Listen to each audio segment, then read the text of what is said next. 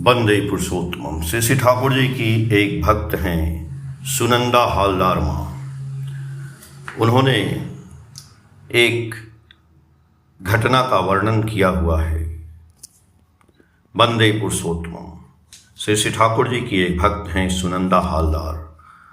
उन्होंने the guiding light मार्गदर्शक प्रकाश के ऊपर जो कुछ बताया है वो मैं अपनी आवाज़ में प्रस्तुत कर रहा हूँ। वह डरी हुई थी। वह एक बहुत ही अंधेरे जंगल में बिल्कुल अकेली थी। वह अपनी खुद की सांसों को सुन सकती थी जो कि उखड़ी हुई और दहशत से भरी थी। चारों ओर बस अंधेरा था जिसने उस क्षेत्र को निराशा के पर्दे की तरह ढक रखा था। अचानक सन्नाटा पीछे से आई एक कान फाड़ देने वाली दहाड़ से टूट गया। धीरे धीरे वह पीछे मुड़ी तो उन्होंने एक विशाल भयानक प्राणी देखा जो अपनी बाहें फैलाए हुए और दांत दिखाते हुए खड़ा था। उन्होंने चिल्लाने की कोशिश की लेकिन उनके गले से कोई आवाज नहीं निकली। वह प्राणी करीब आ रहा था। अपनी घबराहट में वह लड़खड़ाई और सिर के बल जमीन पर गिर पड़ी।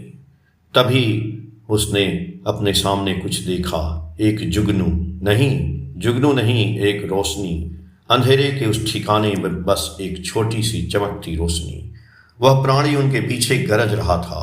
उसे अपनी आंखों के सामने अपना जीवन बीतता हुआ दिखाई दे रहा था। इसलिए उन्होंने कांपते हाथों से उस रोशनी की ओर हाथ बढ़ाया और जैसे ही उन्होंने उसे छुआ रोशनी बढ़ने लगी और अंततः एक विशाल लौ में बदल गई जिसने चारों ओर प्रकाश फैला दिया। वह प्राणी डर गया और भाग गया। वह चौंक कर जाग गई। वह अब तक सपना देख रही थी। पसीने से तरबतर वह अपने देखे गए सपने से स्तब्ध थी। सपने हमेशा मनोविज्ञान के सबसे चर्चित विषयों में से एक रहे हैं। ऑस्ट्रियाई न्यूरोलॉजिस्ट सिगमंड फ्रायड के अनुसार सपने हमारे अवचेतन मन की एक खिड़की हैं। अक्सर दर्दनाक और अस्वीकार्य विचार और भावनाएं हमारे मन द्वारा पृष्ठभूमि में धकेल दी जाती हैं। ये भावनाएं हमारे सपनों में प्रतीकात्मक रूप से तब दिखाई देती है जब हम उन्हें दबाने की कोशिश करते हैं। यह सपना भय, लाचारी और अंततः आश्वासन के माध्यम से एक शक्तिशाली प्रतीकात्मक यात्रा प्रस्तुत करता है। अंधेरा जंगल अनिश्चितता या भावनात्मक संघर्ष की स्थिति का प्रतिनिधित्व करता है जहां सपने देखने वाला खुद को अकेला और अत्यधिक अंधेरे से घिरा हुआ महसूस करता है। उसका पीछा करने वाला भयानक प्राणी जीवन के उन डरों और परीक्षणों का प्रतीक है जो निरंतर और चुनौतीपूर्ण लगते हैं। उसका चिल्लाने में असमर्थ होना खतरे के प्रति स्वाभाविक मानवीय प्रतिक्रिया और कठिनाइयों का सामना करते समय शक्तिहीन महसूस करने को दर्शाता है। जब वह लड़खड़ा कर गिरती है तो सपना पूर्ण असुरक्षा के क्षण में पहुंच जाता है जो यह सुझाव देता है कि मानवीय शक्ति कभी कभी अपर्याप्त महसूस हो सकती है। उस महत्वपूर्ण क्षण में छोटी रोशनी का दिखना गहरा अर्थपूर्ण हो जाता है। प्रकाश, आशा, विश्वास या एक मार्गदर्शक उपस्थिति का प्रतिनिधित्व करता है जो गहरे अंधेरे में भी मौजूद होती है। जब वह उस तक पहुंचती है तो प्रकाश एक बड़ी लौ में बदल जाती है जो परिवेश को रोशन करती है और भयानक प्राणी को भगा देती है। यह परिवर्तन बताता है कि एक उच्च शक्ति में विश्वास या भरोसा डर को शक्ति और सुरक्षा में बदल सकता है। जब वह जागती है और आंखों में आंसू लिए उसकी ईश्वर की तस्वीर देखती है तो सपना अपने गहरे संदेश को प्रकट करता है। जीवन कई कठिन परीक्षाएं ला सकता है लेकिन उसका मानना है कि वह अकेली नहीं है और ईश्वरीय मार्गदर्शन उसे बचाने और सहारा देने के लिए हमेशा मौजूद रहेगा। हमारे जीवन की यात्रा हर जगह एक जैसी नहीं होती, यह बदलती रहती है। हमारे जीवन में कई उतार चढ़ाव आते हैं और हमें उन्हें सहन करना पड़ता है, लेकिन कभी कभी कुछ परिस्थितियां हमारे धैर्य को चुनौती देती हैं। चीज़ें वैसी नहीं होती जैसी हम चाहते हैं और इसके परिणाम स्वरूप हम उदास और निराश हो जाते हैं। फिर से कभी कभी हम इन परिस्थितियों से लड़ने में असमर्थ हो जाते हैं। अन्याय और अस्तित्व का संकट। जब हमें लगता है कि हमारे साथ गलत हुआ है तो हमारे मन में अस्तित्व से जुड़े सवाल उठने लगते हैं। हम अक्सर सोचते हैं मैंने हमेशा धर्म और सही मार्ग का पालन किया, फिर भी मुझे यह सब क्यों झेलना पड़ रहा है। इस स्तर पर आकर लोगों की दो तरह की प्रतिक्रियाएं होती हैं। एक वे लोग जो अडिग रहते हैं और मानते हैं कि चाहे जो हो जाए वे सही काम करना जारी रखेंगे। दूसरी श्रेणी उन लोगों की है जो धीरे धीरे टूटने लगते हैं। उन्हें लगता है कि उन्हें अच्छे कर्मों के बदले जीवन ने उन्हें धोखा दिया है और इस तरह वे धीरे धीरे सच्चाई और अच्छाई से विश्वास खोने लगते हैं।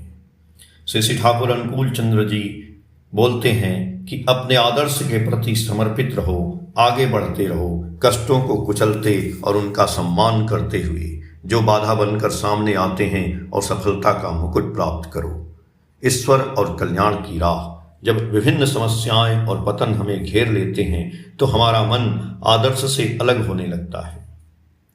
लेकिन क्या यह वांछनीय है? हमारे जीवन का लक्ष्य किसी भी तरह उस आदर्श को प्राप्त करना है, लेकिन यदि हमारा मन केवल संघर्षों में उलझा रहेगा तो यह संभव नहीं है। यदि उसे ईश्वर को पाने की इच्छा हमारे हृदय में तीव्र है तो जीवन के छोटे मोटे उतार चढ़ाव हमें परेशान नहीं करेंगे। ईश्वर शब्द ईश से आया है जिसका अर्थ है कल्याण, इसलिए ईश्वर को प्राप्त करने का अर्थ है कल्याण प्राप्त करना। लेकिन यदि हम खुद को हमेशा दुखों में उलझाए रखेंगे तो निश्चित रूप से कल्याण के प्रवेश के लिए कोई जगह नहीं बचेगी। इसलिए हमारा प्राथमिक दैनिक लक्ष्य खुद को शारीरिक और मानसिक रूप से स्वस्थ रखना होना चाहिए। संघर्ष से आत्मबोध तक निश्चित रूप से हर दिन योजना के अनुसार नहीं बीतेगा। यदि हमारे रास्ते में कोई बड़ा पत्थर आ जाए तो रास्ता बदलने के बजाय हमें उसे हटाने का प्रयास करना चाहिए, यानी उसका सामना करना चाहिए। इसी तरह कठिन परिस्थिति का सामना होने पर हमें उसे अनदेखा कर बदतर बनाने के बजाय उसे दूर करने के तरीके खोजने चाहिए। हमारी आत्मा हमेशा खुश रहना चाहती है, इसे नकारात्मकता कभी पसंद नहीं आती। इसीलिए किसी अनचाही स्थिति में हमारा मन सबसे पहले उन विकल्पों को खोजने की कोशिश करता है जिनसे हम बाहर निकल सकें। इसके लिए पहले स्थिति का विश्लेषण करना जरूरी है, उसकी जड़ को समझें, तभी हम नकारात्मकता को हराने के लिए अपने दिमाग पर जोर दे सकते हैं। जब हम इस संघर्ष में सफल होते हैं तो हम एक विजेता के रूप में उभरते हैं। सबसे दिलचस्प बात यह है कि इस लड़ाई से पहले स्व सेल्फ और बाद का स्व पूरी तरह से अलग होते हैं। पुराना स्व एक आलसी और नासमझ बच्चा था, लेकिन वर्तमान स्व एक परिपक्व, अनुभवी और सक्रिय व्यक्ति है। अंधेरे में प्रकाश। अक्सर हम अध्यात्म को बहुत कुछ विशाल या पहुंच से बाहर की चीज समझ लेते हैं, पर ऐसा नहीं है। अध्यात्म का अर्थ केवल कारण को खोजना है। हम सभी आध्यात्मिक हैं, हमें बस इसे जागृत करना है और यह जागरण अक्सर सबसे काले क्षणों में ही शुरू होता है। इसीलिए फ्योदोर दोस्तोयेव्स्की ने कहा था, रात जितनी गहरी होगी सितारे उतने ही चमकेंगे, दुख जितना गहरा होगा ईश्वर उतना ही करीब होगा। Crime and punishment. जय गुरु।